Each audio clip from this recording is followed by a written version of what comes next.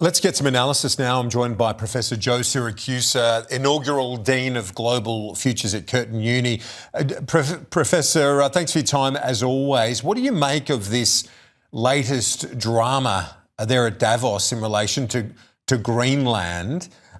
Will this stabilise, and what does it mean for the future of NATO? Oh, good afternoon, Kieran.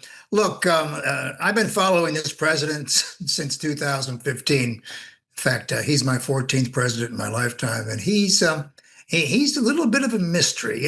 He moves one way one day, and another day he moves another way, and he's got all kinds of people off balance. And today he got himself off balance. He'd gone to Davos to tell everybody what he was going to do, and on that flight over, he must have had a second thought about what was happening on the U.S. stock market. Took a terrible beating yesterday, and he reversed course. So he took first of all, he told them that the military option was off the table.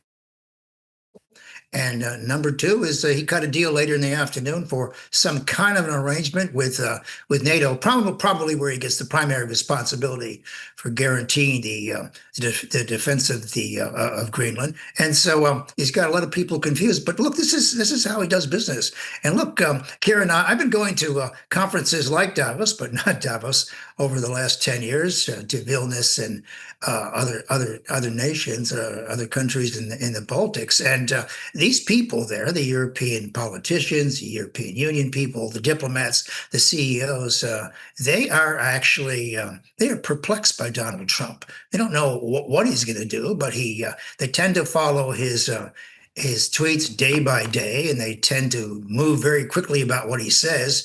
And so, they're all a little nervous about this guy, and he doesn't appear reliable. And look, I know people say that NATO has been saved for another day, but NATO is 1949, born in 1949. It's probably outlived its usefulness. And keep in mind that after the fall of the Soviet Union, NATO had probably lost its reason to live. But it continued to stay on with new buildings, uniforms, pension programs, and the like. So it became an institution.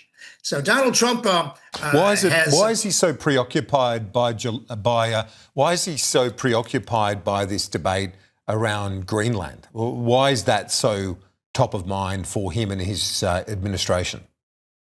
Well, Donald Trump tends to latch onto one idea at a time. If you follow his career, he'll stay with something till he can't get much more out of it, whether it's imposing his will on the people of Minneapolis, St. Paul, Los Angeles, Chicago, or whatever he's doing. And he's got hold of this because it looks like a pretty good real estate deal to him. I mean, it's 868,000 square miles, for goodness sakes.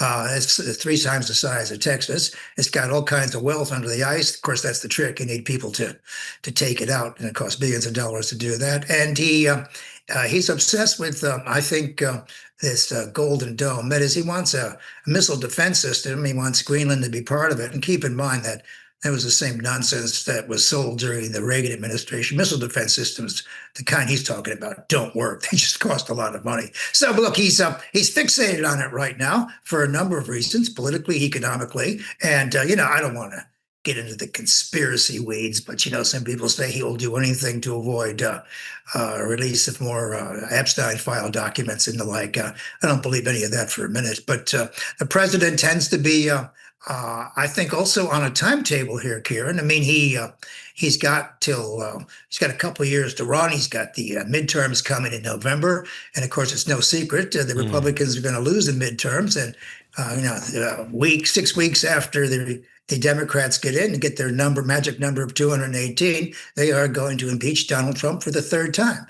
So, his people are going to worry about being subpoenaed and the like. So he's got a lot on his plate. And I think he's worried about his legacy. He wants to sort of put things in place before he goes. And look, some people may say he's off the rails, but he's just about right for Donald Trump. Joe Siracusa from Curtin Uni, thanks so much for your insights as always.